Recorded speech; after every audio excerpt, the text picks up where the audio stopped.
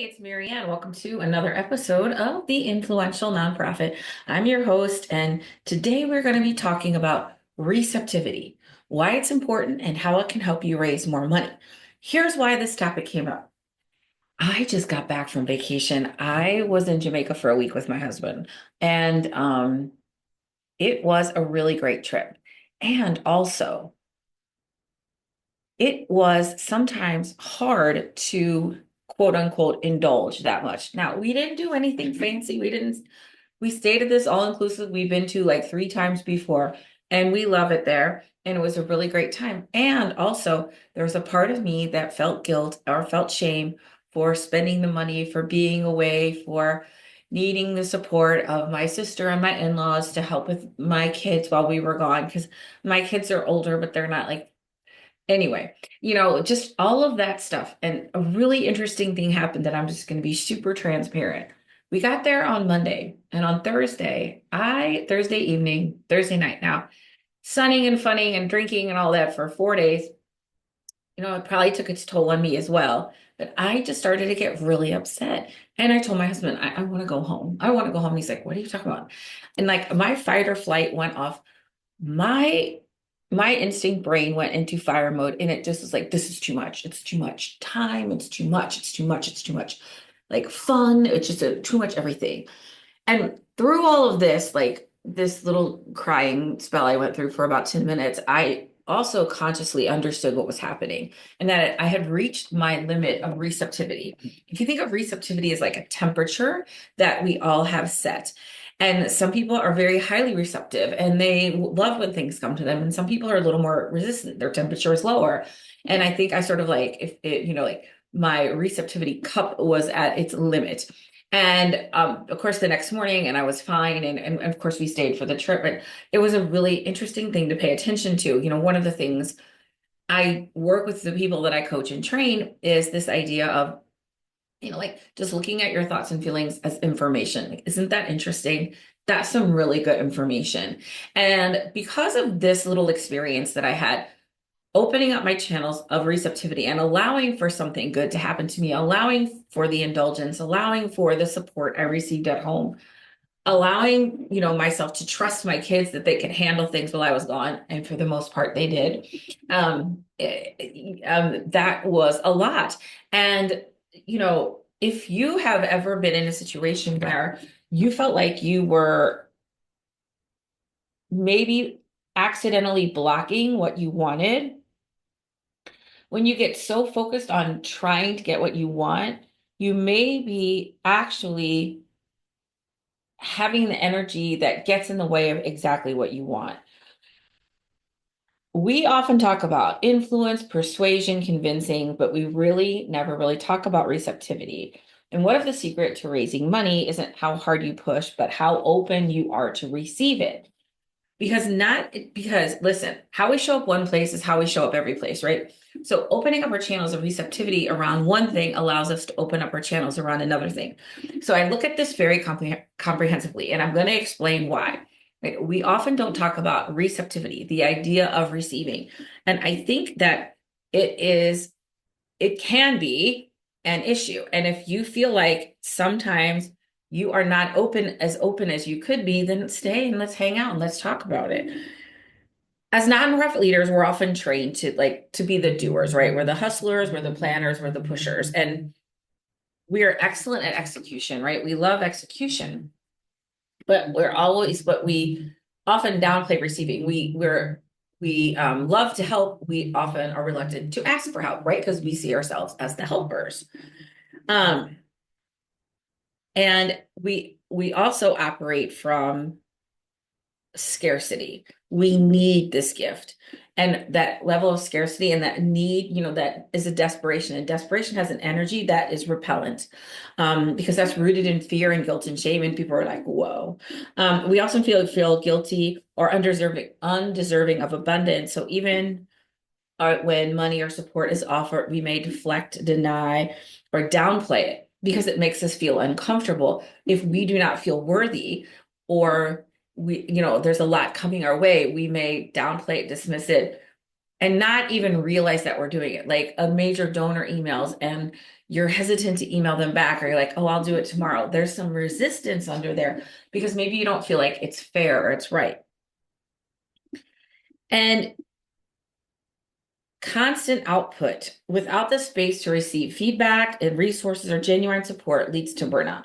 If we're just pushing, pushing, pushing and going, we're not giving ourselves space to receive resources, to receive support, we will burn out. We can't do it ourselves. We don't want anyone else to do it themselves, but we feel like we have to do it ourselves. And that will ultimately lead to burnout. And then we wonder, why isn't our board engaged? Why aren't our committees engaged? Well, because we could be blocking the receptivity that they are offering because we don't feel like we deserve it. We don't feel like we trust them. There's a lot of things going on. And when I work with people and we talk about, hey, we want others to engage more, it's more about you unlocking something in yourself and allowing that to happen. That's the first step, right? That the first step is like, I just finished one of my up-level your influence cohorts, and one of my participants is that I want people to see me as more confident and to trust my decision making. Great. Where we start is you see yourself as more confident and more trustworthy of your decision making because they're not going to see it unless you can see it. And that's what I mean by receptivity. So receptivity, let's talk about what it is. And then I'm going to tell you about how to implement it into your life, okay? Receptivity is the intentional practice, sorry, I've got some notes here, of being open to receiving money, ideas, feedback, whatever it is, compliments. And I'm just talking about, yes, of course, donations are great, but they're all tied together. It's all the same thing. A compliment, a donation, a volunteer hour, it's all the same thing. It's all about receptivity. It's not passive. This is active openness. And this is a practice you can work on, right? Influential leaders are receptive people. They are open to support. They are open to feedback. They're open to ideas, help, whatever it is. There's this openness that they have that, first of all, allows them to receive, and second of all, makes them very attractive to other people because other people think their gifts matter, their input matters.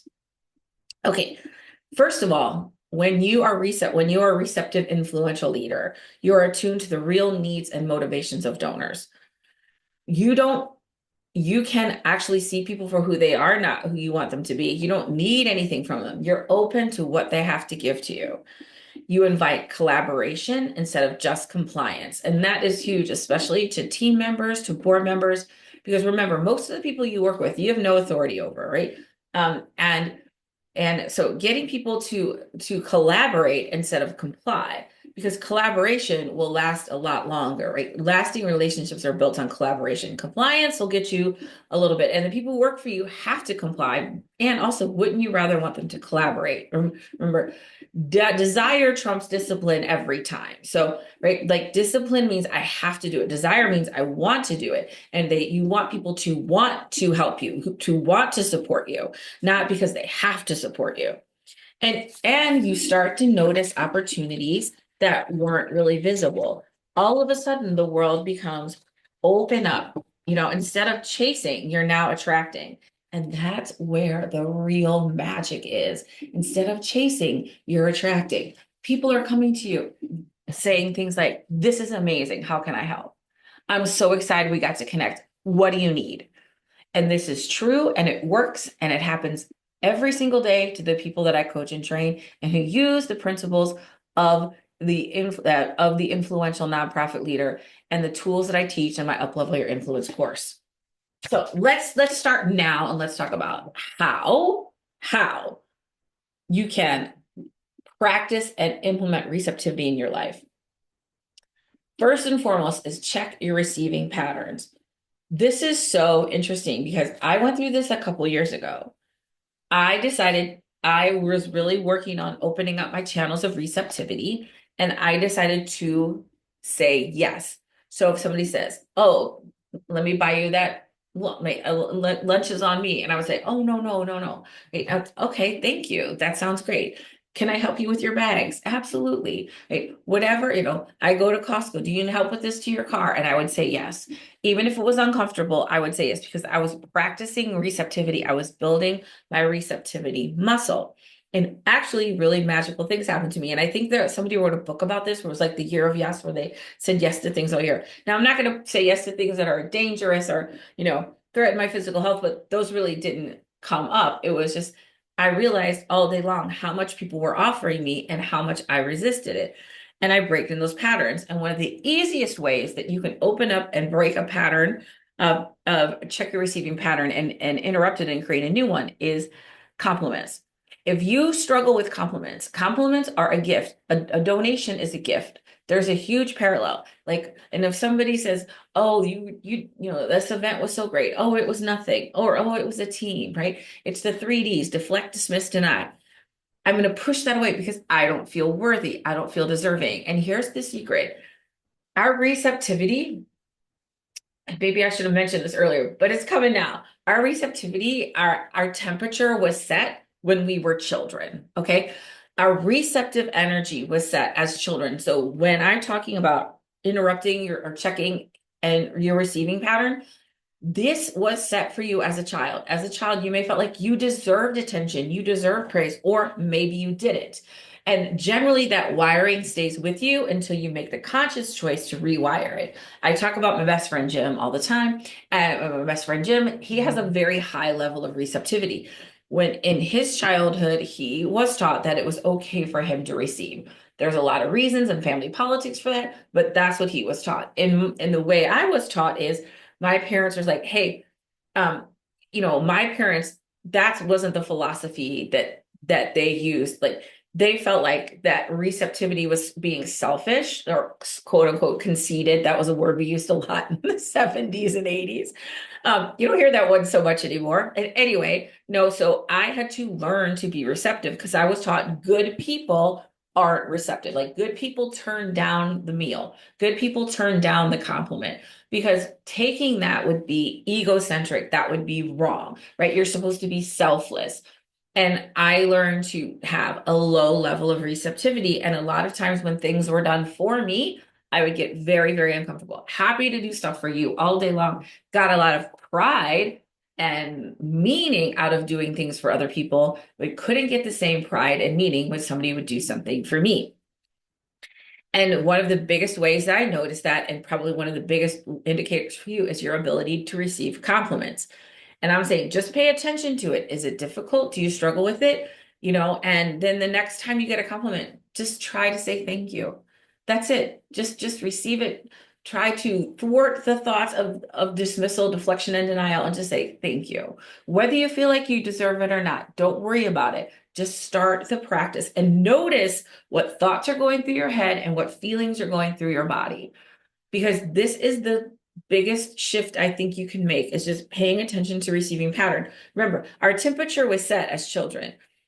And these are just beliefs and habits that we've had instilled in us. And yes, like what is our world is like we are actually just 7 and 8-year-olds showing up as adults. Because unless we consciously understand what we were programmed, the beliefs that we were programmed with, and actively, consciously change them, yes, we will keep repeating the patterns that we learned as children.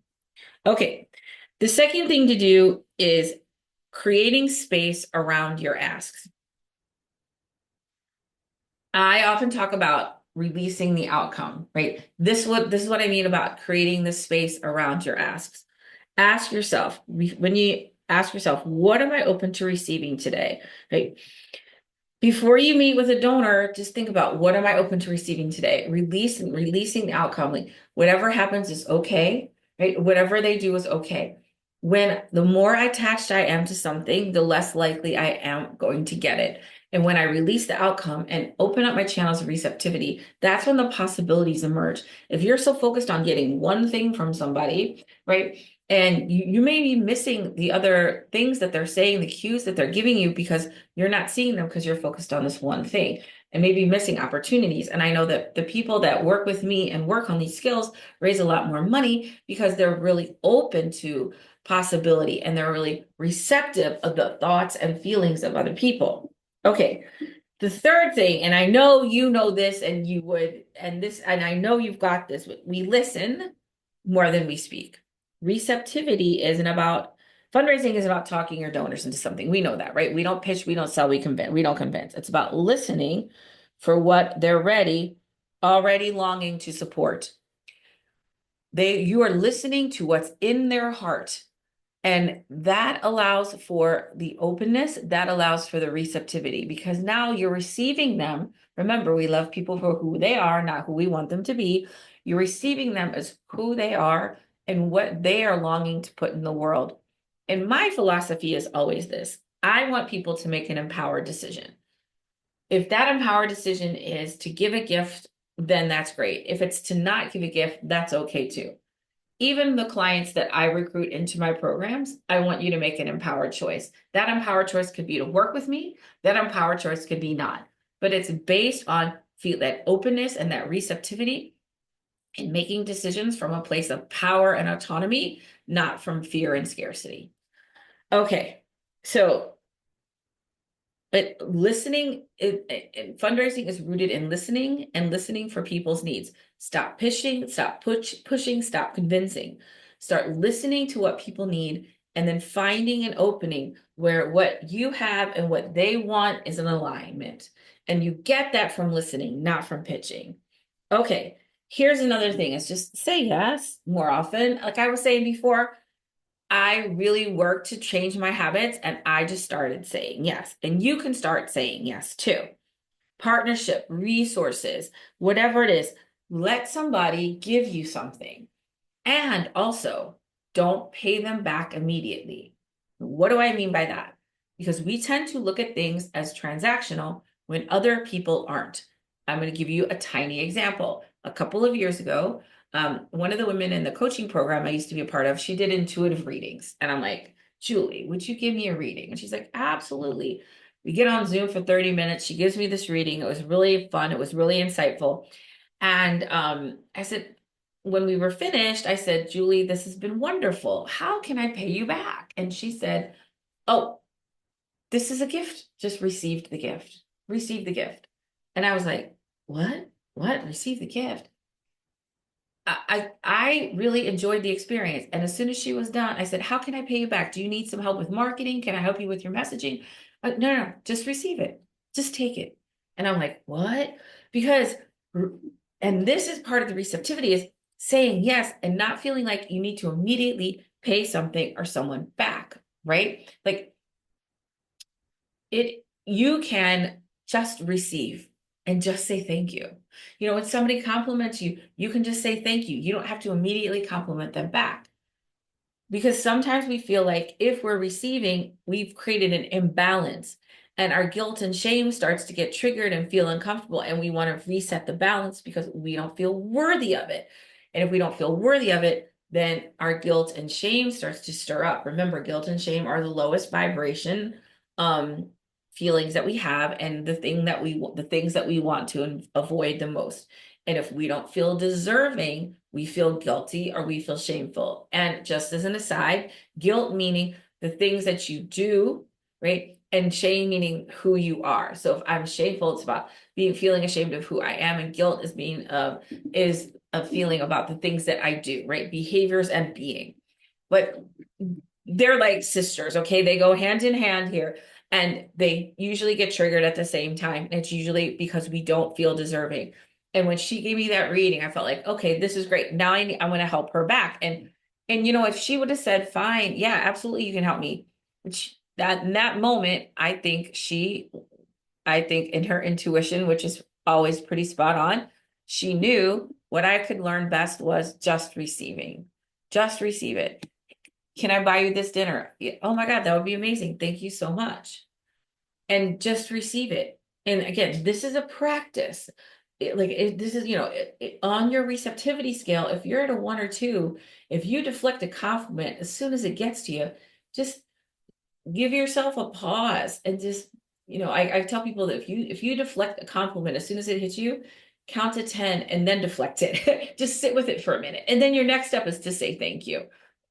Pay attention to what thoughts and feelings are in your body and in your mind when you're receiving things. When somebody says, hey, can I help you with those bags? Can I do this for you? Like, oh, no, I've got it. Because that's what I was taught to do, right? I was taught we're independent. My mom called us hardy peasant stock. I'm Polish and Catholic, and we are, we don't ask for help.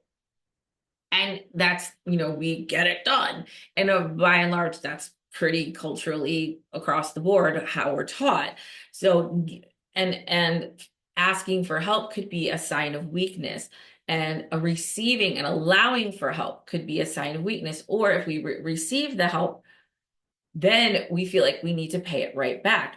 And also, if we're giving help, and then you're giving help because your channels of receptivity are open, and you're going to release the outcome. Whatever happens to that help happens to that help. Because if you want something back from that help, now it's transactional, right? And when I talk about transformational donations, and I'm talking about donors with a high level of receptivity, where they're like, hey, I'm here to help you in whatever way you need. And those people have a high level of receptivity because they don't need a lot of convincing or selling. They understand there's a high level of trust for you, and they just don't need a lot back. They don't see it as transactional. They see it as transformational. And the act of giving is what they want, is where they're at. So receive whatever's coming to you, the gift, the compliment, the compliments, especially. I want to say one more thing about compliments, because I think these are so critical. Sometimes it's easier to receive a compliment over something you have than something that you are. So if somebody says, oh, Maryanne, I really like your shoes. I'm like, of course you like my shoes. My shoes are amazing. But I'm like, oh, thank you so much. Right? Or like, hey, I really like the job you did on that event. And you automatically, because it's something you did, not something you had, you would say, oh, it was a team effort. It was really nothing. That's not, no, just say thank you so much. I appreciate it. And you can even say it. It really means a lot to me. I did work hard and I appreciate that you noticed. Like you could even compliment yourself in it as well. You can agree with them, and that's okay. And notice how crazy your body feels when you're receiving a compliment, because a compliment, remember, is a gift, and a donation is a gift. Why do you think it's so hard for us to ask for another gift when we get one? Because like, oh, we just got a gift. We couldn't ask for another. That would feel this. Or, some people say, this shows up a lot in marketing because people don't want, like, I don't want to bother people. I don't want to email too much. They want this perfect magical ratio of not emailing too much and not emailing enough. Honey, if you got something good to say, people will receive it every single day. It is not how many, how often, it's the quality of your statements and of your content. And are they of value to others? So stop looking at like, oh, my low receptivity means that I'm actually a bother and I don't want to bother people with this message. No, your organization is amazing. You have things of value to share and you share them.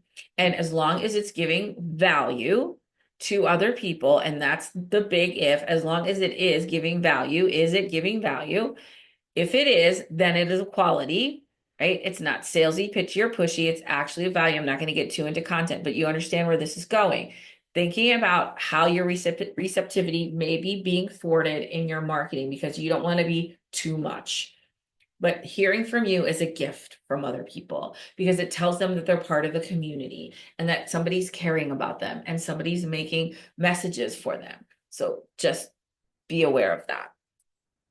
Okay, so let me give you a quick recap because I would love for you to just sort of pick some of these and, maybe start working on them. Remember, you're going to check your receiving patterns. And whoa, when somebody gives you, just notice, do you deflect a compliment? Is it an automatic no, right? And second, create space before the ask. And really just practice the language of creating that space instead of saying, oh, oh, we really need this. Say the work is ready to grow. Like, we need $10,000 for a program. You can say something like, the work is ready to go, and we're inviting a few key supporters to step into leadership with us.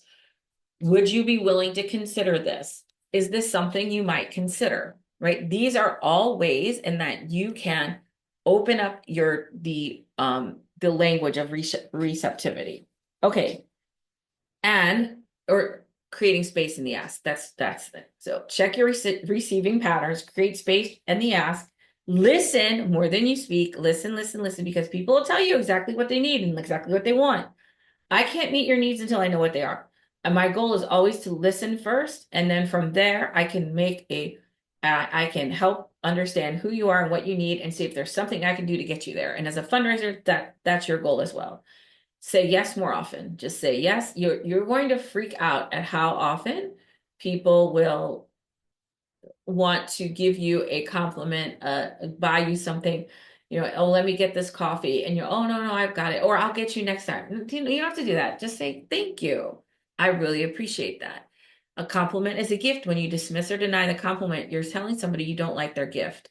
And I know that's not your intention, but that's subconsciously what's happening, and that's how it's coming across. And number 5, use the language of receiving in your asks.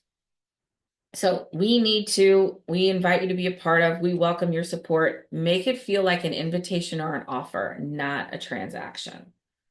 That's exactly what you want to do. Make it feel like an invitation, not a transaction. So one more time, check your receiving patterns, create space before the ask, listen more than you speak, say yes more often, and use the language of receiving when you're asking somebody, and not just for donors, but for anything, right?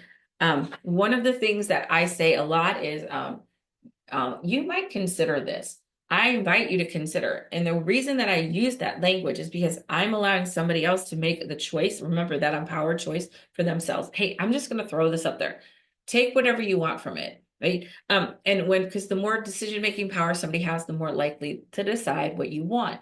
And it takes receptivity to be able to do that. If you're coming in with the need and the want, it's going to be, that is going to be hard for people to grasp, because the need feels desperate. And when you feel desperate, people feel pressured and they're going to push back.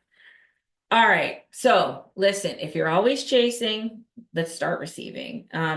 The leaders who raise the most money aren't the ones who shout the loudest. I'm telling you, they're the ones who are deeply tuned in, confident in their worth, and open to support. And you never thought you weren't going to raise money because you weren't open to support, but I am telling you, it is worth just a check, just to consider. Could this be a thing? Walk through these steps. Maybe it's for you. Okay, maybe this is something you could work on. Maybe this is something you had no idea was even an issue until now. And you're like, whoa, I could really use help with this. When you begin with receptivity, you don't just raise funds, you raise energy, you raise possibility, you raise movements. And that's what we're here to do. We're here to change the world, but we got to be open to the possibility that can actually happen. All right, go practice your receptivity. Let me know what happens. Maryanne at courageouscommunication.com. All my links are in the show notes, as always. And if you really want to learn how to be an influential leader that's open to receptivity, possibility, that moves people to action with ease, I am right here for you whenever you're ready. There's a link in the show notes. I'm happy to talk about how I work and the course, and that you might want to consider enrolling in if you're ready to supercharge those powers. So go be receptive, and let me know how it goes, and we'll see you next time on the Influential Nonprofit.